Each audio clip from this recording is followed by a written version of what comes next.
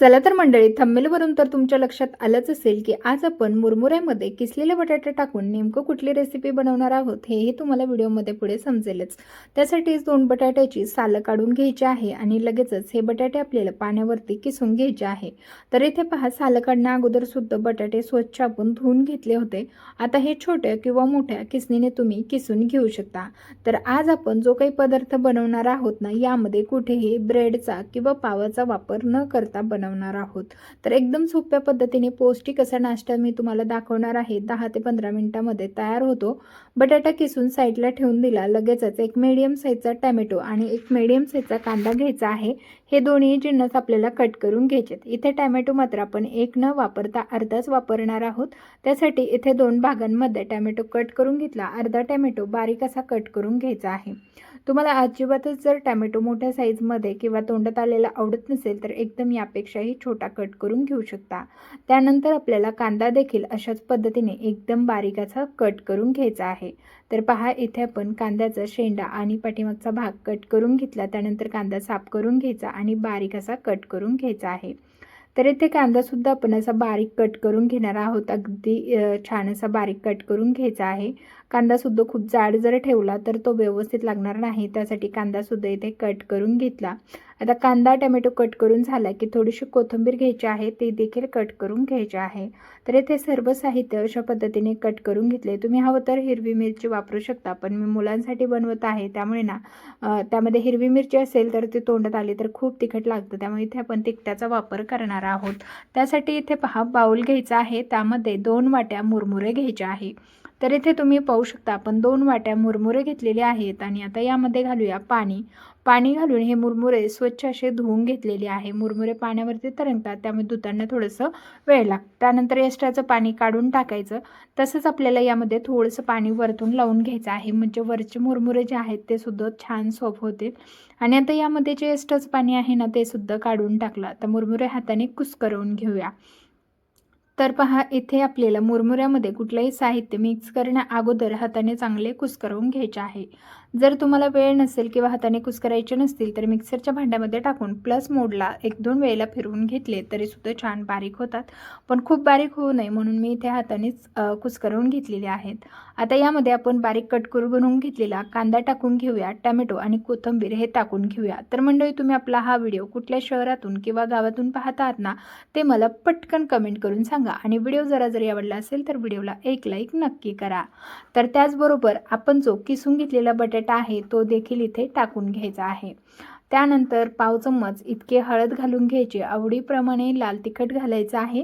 त्याचबरोबर जो घरगुती गरम मसाला बनवलेला असतो तो मी इथे थोडासा घातलेला आहे। त्यानंतर पाव चम्मच इतके जिरे घालून घ्यायचे, चवीपुरतं मीठ घालून घ्यायचं आहे। त्याचबरोबर 2 चमचे बेसन पीठ घालून घ्यायचं आहे। तर बेसन पिठाचं प्रमाण पहा असंच ठेवायचं आहे, अगदी यापेक्षा थोडंफार जास्त घेतलं तरी चालेल।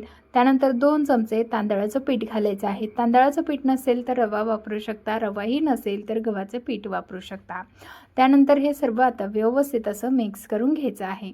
आपण इथे तांदळाच्या पिठाचा वापर केलेला आहे कारण त्याला कुरकुरीतपणा येण्यासाठी। जर तांदळाचं पीठ नसेल तर रवा वापरू शकता कुरकुरीतपणा येण्यासाठी।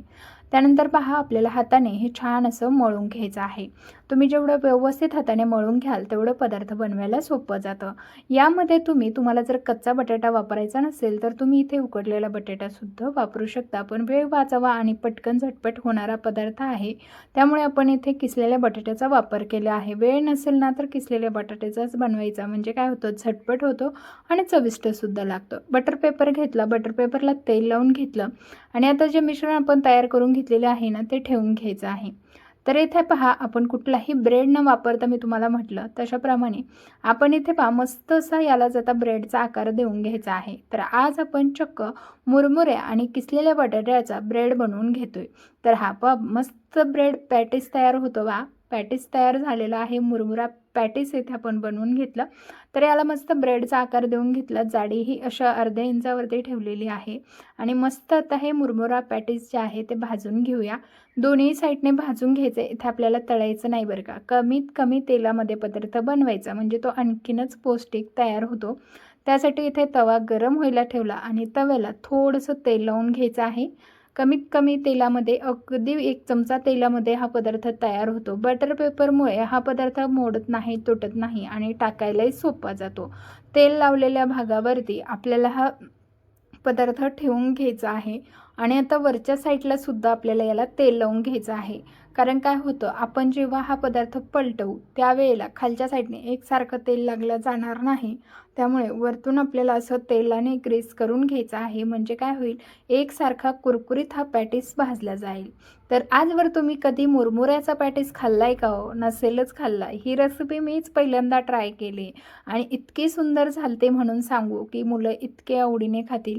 मुलांना तुम्ही पदार्थ कशापासून बनवलाय त्यापेक्षा तुम्ही कशा आकाराचा किंवा त्याला नाव काय दिलंय हे जास्त इम्पॉर्टंट राहतं. त्यामुळे मुलांसाठी जर बनवत असाल ना, तर अनहेल्दी पदार्थांची नावं नक्की पौष्टिक पदार्थांना देत जा. म्हणजे मुलं काय होतं, आवडीने खायला जातात आणि मग जेव्हा त्यांना चव कळते ना, तेव्हा ते आणखीनच त्या पदार्थाला आवडीने खातात. मग त्यांना एकदा सवय झाली, की मग तुम्ही नाव काही बी द्या. त्या पदार्थाची त्यांना एकदा चव लागेपर्यंत तुम्ही पदार्थाला अगदी हायजेनिक पदार्थाचं नाव दिलं तरी चालणार आहे. मस्त असं आपले पॅटीस भाजून तयार झालेले आहेत, पाहू शकता. खूप सुंदर असं पॅटीस दोन्ही साईडने भाजल्या गेले. आता सेमच पद्धतीने आपण दुसरंही तयार करून ठेवलं होतं. ते पॅटीससुद्धा इथे लगेचच टाकून घेऊया. परत तेल आपल्याला प्रत्येक वेळेला लावून घ्यायचं आहे. तर पहा, सांगितलेल्या प्रमाणामध्ये 3 पॅटीस इथे तयार होतात बरं का, मोठ्या मोठ्या साईजचे. तर पाहू शकता, हेल्दी कुठलाही ब्रेड पावाचा न वापर करता आज आपण युक्ती लावून मस्त असे मुरमुऱ्याचे हलके फुलके पॅटीस तयार करून घेतले. तर पहा, दोन्ही साईडने हा सुद्धा पॅटीस आपल्याला खमंग आणि खुसखुशीत होईस्तोवर भाजून घ्यायचा आहे. तर इथे पहा, हलक्या हाताने थोडंसं आपल्याला उलटण्याने प्रेस करायचं. म्हणजे काय होतं, आतपर्यंत छान असा हा पॅटीस भाजला जातो. आता याला सुद्धा दोन्ही साईडने छान खमंग भाजून घेतलं आणि काढून घेतलं. पॅटीस आपले बनवून तयार झालेले आहेत. आता याला पॅटीसचा आकार द्यायला नको का, तर त्यासाठी मस्त असं हे पॅटीस कट करून घेते. म्हणजे छान असं पॅटीस दिसायलाही सुरेख आणि यामध्ये आपण किसून घातलेला बटाटा असल्यामुळे ते दिसण्याबरोबरच चवीला सुद्धा अप्रतिम होतं बरं का. इतकं अप्रतिम लागतं, की तुम्ही पुन्हा पुन्हा हा पदार्थ बनवाल, इतकं चविष्ट. आणि मुलांच्या टिफिनसाठी जरी द्यायचं म्हटलं ना, तर अगदी अवघ्या 10 ते 15 मिनिटामध्ये हा पदार्थ तयार होतो. इथे मी 2 पॅटीस बनवून घेतले, आणखीन 1 पॅटीस, असे 3 पॅटीस आपले एवढ्या प्रमाणामध्ये तयार झालेले आहेत. तर पहा, मस्त यावरती असा सॉस सोडून घ्यायचा आणि झटपट आणि चटपटीत यम्मी यम्मी असा आपला हा पॅटीस तयार झालेला आहे. रेसिपी कशी वाटली कमेंट करून सांगायला विसरू नका आणि व्हिडिओ आवडला असल्यास लाईक, शेअर आणि सबस्क्राईब करा. तसंच बेल आयकॉनला ऑन करा, म्हणजे तुम्हालाही अशा नवनवीन आणि इंटरेस्टिंग रेसिपी पाहता येतील.